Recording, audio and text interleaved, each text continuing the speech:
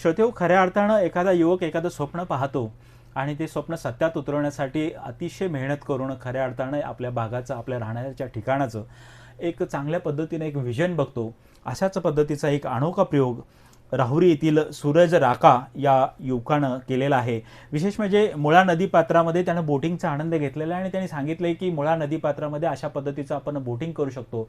आणि अगदी याच अनुषंगाने आज आपला विषय आहे राहुरी येथील मुळा नदीपात्रात बोटिंगचा अनोखा प्रयोग यशस्वी कशा पद्धतीनं करता येईल या संदर्भातली चर्चा आज आपण जाणून घेणार आहोत. आणि यासाठी आज आपल्या 90.8 FM फुले कृषी वाहिनी या स्टुडिओमध्ये आज आपण निमंत्रित केलेलं आहे सूरज राका या युवकासाठी. सूरज, आजच्या या कार्यक्रमामध्ये 90.8 FM फुले कृषी वाहिनीमध्ये तुझं मनपूर्वक स्वागत. नमस्कार.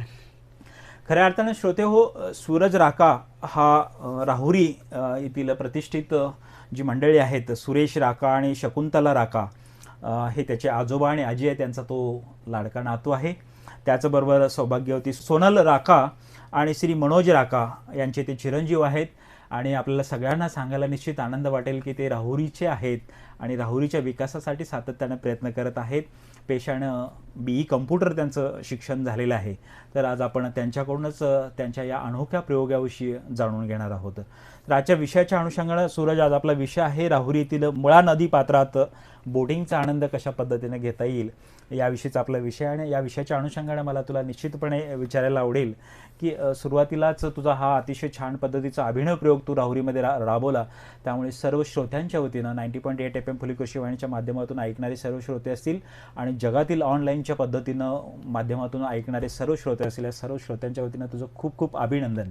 नमस्कार, धन्यवाद. कसं या प्रयोगाकडे आपण वळलात? आपण पहिला म्हटलं की आपल्या नेमक्यात थोडक्यात जरा आपली शैक्षणिक पार्श्वभूमी आणि कौटुंबिक पार्श्वभूमी काय सांगता येईल? माझं कॉम्प्युटर इंजिनिअरिंग झालं आणि आता स्टार्टअप आहे डोरली क्रिएटिव्ह. आम्ही आर्टिफिशियल इंटेलिजन्समध्ये काम करतो आणि पप्पांचं किराणा दुकान आहे. जेव्हा आपण फिरायला जातो लडाख, ऋषिकेश, तिकडे रिव्हर राफ्टिंग असते. तर नद्या तर आपल्या महाराष्ट्राच्या पण आहेत. नद्या तर जरी त्या 12ही महिने वाहता नद्या असल्या तरी आपल्या महाराष्ट्राच्या नॉन पेरिनियल पण सुंदर अशा नद्या आहेत. तिथे पण बोटिंग, राफ्टिंग सहजपणे होऊ शकते. तिथून ती कल्पना आली. अगदी निश्चितपणे या पद्धतीचं करावं. आणि मग लहानपणीचं शिक्षण वगैरे कुठं केलं? पूर्ण 1ली ते 10वी De Paul English medium school Rahuri येथे आणि मग पुण्याला केलं, त्या ठिकाणी केलं. मग एखाद्या इंग्लिश मिडियम स्कूलमध्ये आपण शिकत असतो, त्यानंतर कम्प्युटर सारख्या विषयामध्ये एज्युकेशन घेत असतो आणि मग याच्याकडे कशी आवड निर्माण झाली की लहानपणापासूनच या गोष्टीचं अट्रॅक्शन होतं? आहे म्हणजे कम्प्युटर इंजिनिअरिंग आहे, तो आपला स्टार्टअप आहे, पण बाकीचे छंद जोपासायचे. त्याच्यामध्ये फोटोग्राफी. जेव्हा फोटोग्राफी करतो तेव्हा आपल्याला कळतं अरे वा की आपला विभाग पण खूप सुंदर आहे. म्हणजे जेव्हा आपण जे फॉरेनचं जे कौतुक आहे ते फोटोग्राफ बघूनच सगळं कौतुक झालेलं आहे. जसं की शाहरुख खानचा पिक्चर दिलवाले दुल्हनिया ले जाएंगे, त्याच्यामुळे स्वित्झर्लंडचं प्रचंड कौतुक आहे. अगदी. तर आपल्या सह्याद्रीची जेव्हा आपण तशी फोटोग्राफी करू तेव्हा आपल्याला कळेल की. आता तू बोलताना सह्याद्रीचा जसा उल्लेख केला की मग या सह्याद्रीच्या दृष्टीनं अतिशय महत्त्वाचा मुद्दा म्हणजे दख्खनचं पठार आणि तेथील निसर्ग संपदा. काय सांगता येईल याविषयी? रिव्हर राफ्टिंग राहुरीच्या मुळा नदीत केली आहे. जर राहुरीचं लोकेशन बघितलं तर ते इतकं स्ट्रॅटेजिकली परफेक्ट आहे. सह्याद्री पर्वत श्रृंखला संपते आणि दख्खनचा पठार सुरू होतो. म्हणजे परफेक्ट क्लायमेट, परफेक्ट रेनफॉल आणि सगळ्यात कमी अर्थक्वेक प्रोन झोन आहे हा. जो बसाल्ट रॉक आहे, काळा दगड, काळी मातीचं जे आपल्याला अभिमान आहे, तो सेस्मिक रिक्टर स्केलवर जर ठेवला तर सगळ्यात कमी अर्थक्वेकचे पॉसिबिलिटी आहे. त्यासाठी ग्रॅव्हिटेशनल वेव्हचा जो प्रकल्प आहे तो हिंगोलीला लेगोनी टाकलेला आहे. तर आपल्याला खरंच अभिमान वाटायला पाहिजे आपल्या भूमीचा. निश्चितपणे आपण सांगितल्या पद्धतीनं बेसॉल्ट रॉकचा हा दख्खनचा पठार संपल्यानंतरचं आणि राहुरीचं हे भूभाग अतिशय छान पद्धतीचं आहे. मग राहुरीमध्ये कशा पद्धतीनं हे, आता राहुरीतून जी मुळा नदी वाहत जाते तर याचा फायदा घेऊन कशा पद्धतीने आपण बोटिंग किंवा राफ्टिंग याच्यामध्ये करू शकतो आपण? राफ्टिंगमध्ये 3 लेवल, बर. 4 लेवल, बऱ्याच लेवल्स असतात. हं. लेवल 0 म्हणजे नॉर्मल स्टील वॉटर बोटिंग, हं. लेवल 1, लेवल 2, लेवल 3 म्हणजे बरेचसे रॅपिड्स असतात, हं. जसे की लडाख, ऋषिकेशमध्ये होऊ शकते. हं. तर आपली मुळा नदी जी आहे ती 12ही महिने नाही वाहत. हं. 4 महिने तर फुल फ्लोमध्ये असतं जेव्हा डॅमचं पाणी सोडतो आपण, आणि बाकीच्या वेळेस स्टील वॉटर असते. तर स्टील वॉटर सुंदर अशी स्टील वॉटर बोटिंग किंवा लेवल 0 राफ्टिंग होऊ शकते. हं, हं. आणि 4 महिन्यात आपण रॅपिड 2 पर्यंत जाऊ शकतो. म्हणजे एक्स्ट्रीम ॲडव्हेंचर पर्यंत पण जाऊ शकतो. हं, हं, हं.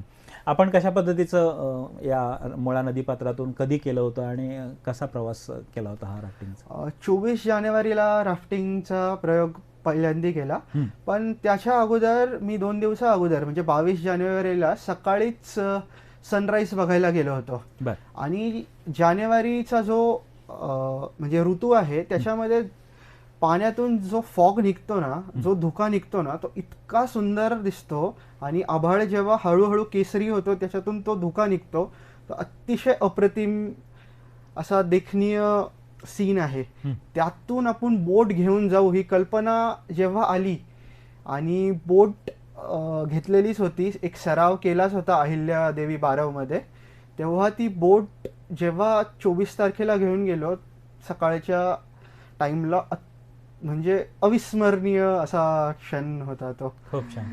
आणि जर बघितलं तर अमेरिकेत येलोस्टोन नॅशनल पार्क आहे, जो जगातला सर्वात पहिला अभयारण्य. हं. तिथं जिओथर्मल एनर्जीनुसार जो सीन दिसतो, अशी जे वाफा येतात भूमीतून, एक्झॅक्ट तसा सीन होता. म्हणजे आपल्या राहुरीत इतका सुंदर सीन हा जेव्हा फोटोमध्ये टाकला, स्टेटस ठेवला व्हॉट्सअपचा, तेव्हा कोणालाच म्हणजे झेपतच नव्हता की हा राहुरीचा सीन आहे का. हं, हं. निश्चितपणे अगदी फॉरेनमध्ये जो सांगितलं आपण उल्लेख त्याच्याशी राहुरीचं कम्पॅरिझन होऊ शकतं.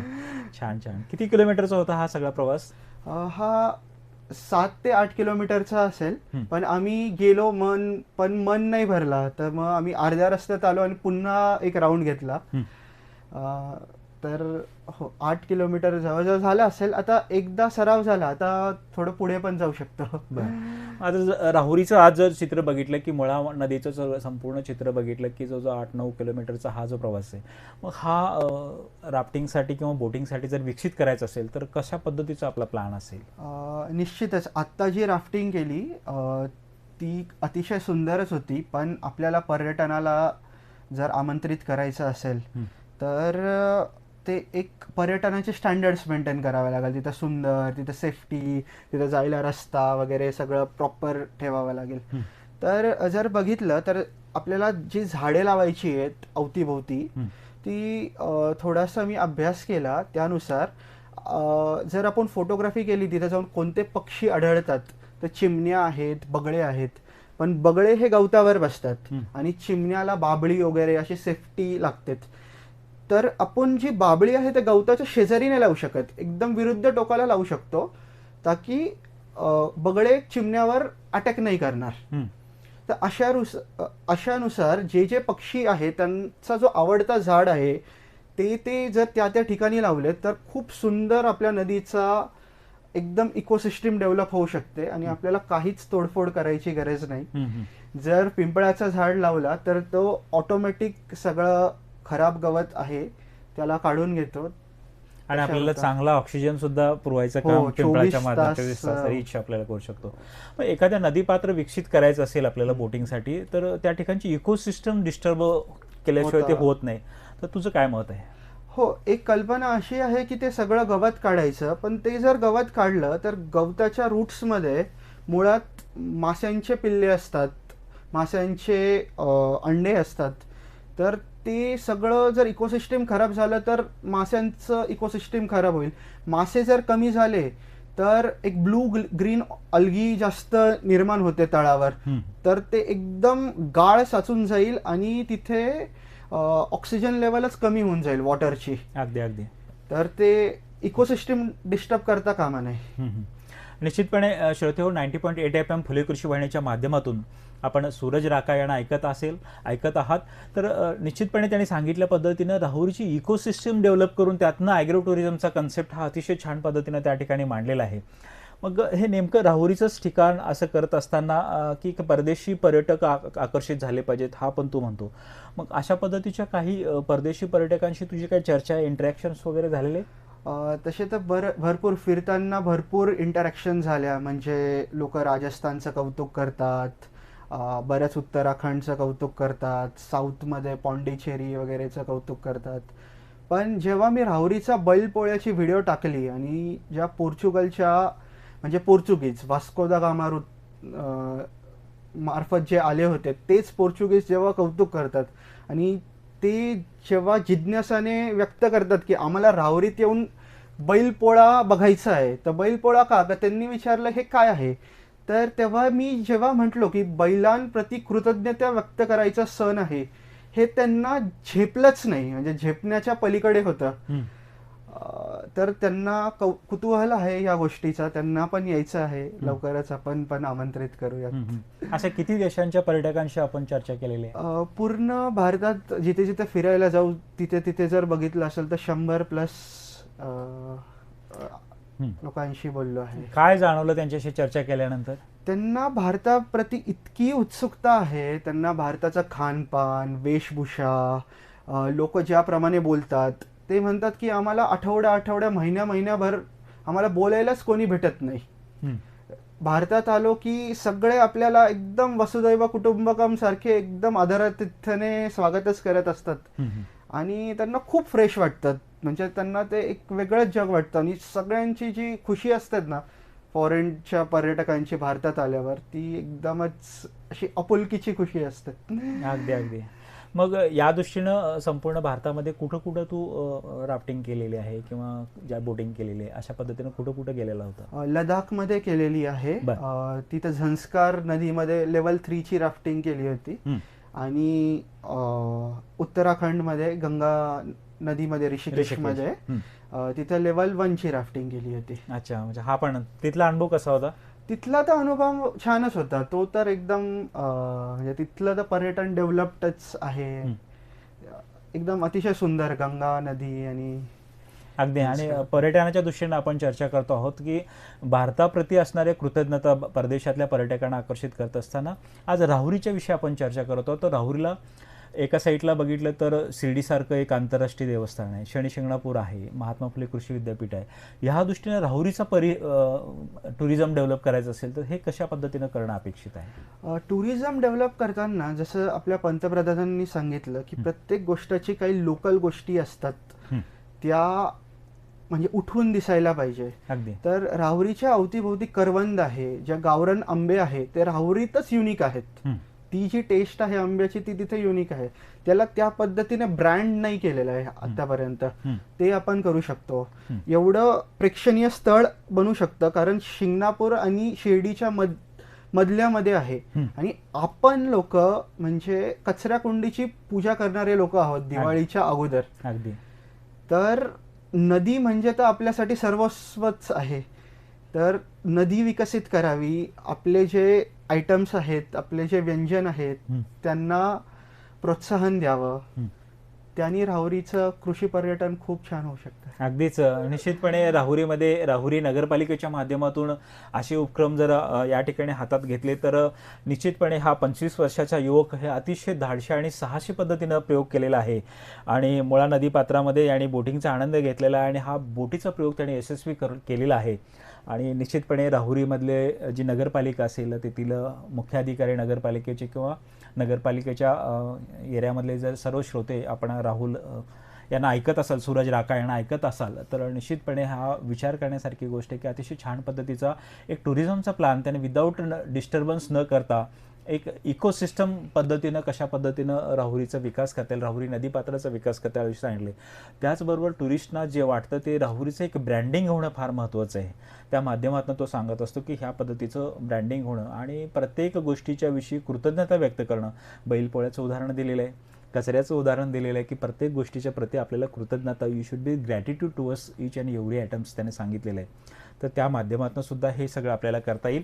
मग राहुल, आपलं जे स्टार्टअप आहे डोरली क्रिएटिव्स LLP, या माध्यमातून हे किंवा AI वरती सुद्धा आपलं काम चालू आहे, या माध्यमातून हे कसं याला आपण देणार आहात आवड? डोअरली स्टार्टअप तर आम्ही आर्टिफिशियल इंटेलिजन्समध्ये काम करतो. ते बरं. सॉफ्टवेअर बेस्ड स्टार्टअप आहे. पण आता रावरीचं जे इकोसिस्टम डेव्हलप करायचं त्यासाठी BSCच्या स्टुडंट्सला फायनल इयरचा प्रोजेक्ट असतो. बऱ्याच जणांचा बायोलॉजी असतो. तर ते जे एक्झाम्पल्स घेतात ते इथले तिथले म्हणजे बऱ्याच ठिकाणचे घेतात. जर स्टुडंट्स इंटरेस्टेड असेल स्पॉन्सर्ड प्रोजेक्टमध्ये तर आम्ही स्टुडंट्सला फायनल इयरच्या प्रोजेक्टसाठी स्पॉन्सर करू. ते राहुरीच्या इकोलॉजीबद्दल स्टडी करतील. टेम्परेचर, तिथे कोणतं गवत ऑटोमॅटिक उगू शकतो, कोणते फुलं ऑटोमॅटिक उगू शकतात, आणि त्याच्याबद्दल जो रिसर्च पेपर बनवेल त्याच्यासाठी आम्ही कम्प्लिटली स्पॉन्सरशिप देऊ. अगदी. आणि मग अशा पद्धतीचा आता जर राहुरीचा विचार केला की अनेक खडकं आहेत, दगडं आहेत, त्याच्यामध्ये हे सगळ्या गोष्टी करत असताना याला बजेटरी प्रोव्हिजन सुद्धा अपेक्षित आहे. कशा पद्धतीचं तू अपील करू शकतो राहुरीकरांना? एक्झॅक्ट काय म्हणजे कुठले नदीतले नदीत कशा पद्धतीनं आपण हे करणार आहात, कसा उपयोगी पडणार आहे ह्या पर्यटकांच्या दृष्टीनं? 4 महिने तर आपल्याला फुल पाणी असतं, तेव्हा तर काही अडथळा येणारच नाही. आणि 2 महिने उन्हाळ्याचे राफ्टिंग बंद असू शकते. पण उरलेले जे 6 महिने आहे त्याला स्टील वॉटर असते. आरामात एक जी राफ्ट आहे ती आरामात चालू शकते. बरोबर त्याचा जो पायवाट काढलेली आहे ती म्हणजे मी स्वतःच बघितलेली आहे. तिथून ती बोट निघू शकते. तिथून अतिशय सुंदर सकाळच्या टाइमला किंवा संध्याकाळच्या टाइमला ते सगळ्यांना अनुभवता येऊ शकतं. तो काही असा अडथळा नाहीये. फक्त जे सांडपाणी जातं नदीत तो जर थांबवला, त्याच्यावर जर ट्रीटमेंट केली तर बाकी दुसरा काहीच अडथळा नाहीये. तर त्या माध्यमातून हे सगळं होऊ शकतं. हो हो. अगदी खऱ्या अर्थानं श्रोते हो, राहुरी येथील मुळा नदी पात्रामध्ये जे काही जेमतेम असणारं पाणी असेल, त्यातली अरुंद वाट असेल, गवताची बेटे असतील किंवा खोल खड्डे, यात स्वतः बोट वलवत तिथपर्यंत तो आपला या पद्धतीनं सूरज राकानं जो प्रवास केला आहे तो सर्वांना अगदी थक्क करणारा असा आहे. आणि खऱ्या अर्थानं राहुरीकरांना आनंद वाटावा, प्रत्येकाला अभिमान वाटावा, अशा पद्धतीचं सूरज राकाचा हा प्रयत्न अतिशय कौतुकास्पद आहे. शेवटी आपल्या विषयाच्या शेवटाकडे जात असताना सूरज, राहुरीकरांना तुला काय अपील करायचं आहे का? मला असं वाटेल की आपण खूप गर्वित असावं आपल्या भूमीबद्दल. एक तर जसं म्हटलं की सह्याद्रीचा जो काळा दगड आहे त्याबद्दल, तो वर्ल्डचा one of the best geographic location आहे. भौगोलिकरित्या जर अभ्यास केला की कुठले लोकेशन चांगले असू शकतात तर राहुरीमध्ये सह्याद्री संपते, पठार चालू होतो, perfect rainfall, perfect water, perfect soil, nutritious soil, असे सगळे फॅक्टर्स जुळून येतात. त्याबद्दल अभिमान असावा प्रत्येकाला. निश्चितचपणे जे सूरज राकाने अपील केले राहुरीकरांसाठी ते अतिशय बोलकं आहे. आणि खऱ्या अर्थानं प्रत्येक शहराचं एक सुशोभीकरण असावं हे प्रत्येक शहरातल्या नगरपालिकेचा एक अजेंडा असतो. आणि या माध्यमातून जर राहुरी नगरपालिकेच्या माध्यमातून राहुरीच्या ज्या मुळा नदीपात्रामध्ये अशा पद्धतीचा जर बोटिंगची व्यवस्था करून एक पिकनिक स्पॉट निर्माण केला तर खऱ्या अर्थानं शिर्डी आणि शनिशिंगणापूरला जाणारा जो पर्यटक आहे तो त्या ठिकाणी थांबवून एक चांगल्या पद्धतीचा राहुरीचा विकास होऊ शकतो आणि एक चांगला रोजगार निर्मितीचं साधन म्हणून सुद्धा त्याच्याकडे बघायला काही हरकत नाही. अशा पद्धतीची मुलाखत आपण घेऊ शकता. अशा पद्धतीची मुलाखत सूरजने आपल्या 90.8 FM फुले कृषी वाहिनीला दिलेली आहे. आणि सूरजचा आवाज आम्ही तुमच्या सर्वांच्यापर्यंत पोहोचवत आहोत की निश्चितपणे अशा पद्धतीचा हा जो प्लॅन आहे हा जर यशस्वीपणे केला तर राहुरीकरांना सुद्धा एक सुखद असा बोटिंगचा आनंद या ठिकाणी आपल्याला घेता येईल, हेच यातनं निश्चितपणे आहे. शेवटी जाता जाता अजून तुला काय अपील करायचं, काय सांगायचं आहे श्रोत्यांना? काय नाही, म्हणजे खूप सुंदर आहे आपला पण जो विभाग आहे, सह्याद्री आहे, ते अतिशय सुंदर अशी आहे. आपल्याकडे संदनदरी आहे, निगोजचे कुंड आहे. म्हणजे सह्याद्री हा हिमालयानंतरचा सगळ्यात टॉलेस्ट माउंटेन रेंज भारतातली आहे. त्याला एवढं अंडर रेट केलं आहे. त्याची ज्या दिवशी ब्रँडिंग होईल ना, म्हणजे फॉरेनर्स लाईन लावून इथे येणार आहे. तर त्याच्या अगोदरच आपण त्याचा कौतुकास्पद रित्या अभिमान असावा ते खूप गरजेचं आहे. अगदी निश्चितच. श्रोते हो, खऱ्या अर्थानं या ठिकाणी सूरज यांच्या मातोश्री सुद्धा सोनल राका या सुद्धा स्टुडिओमध्ये आलेले आहेत. खऱ्या अर्थानं प्रत्येक आई वडिलाला एक अभिमान वाटावा अशा पद्धतीचं काम केलेलं आहे.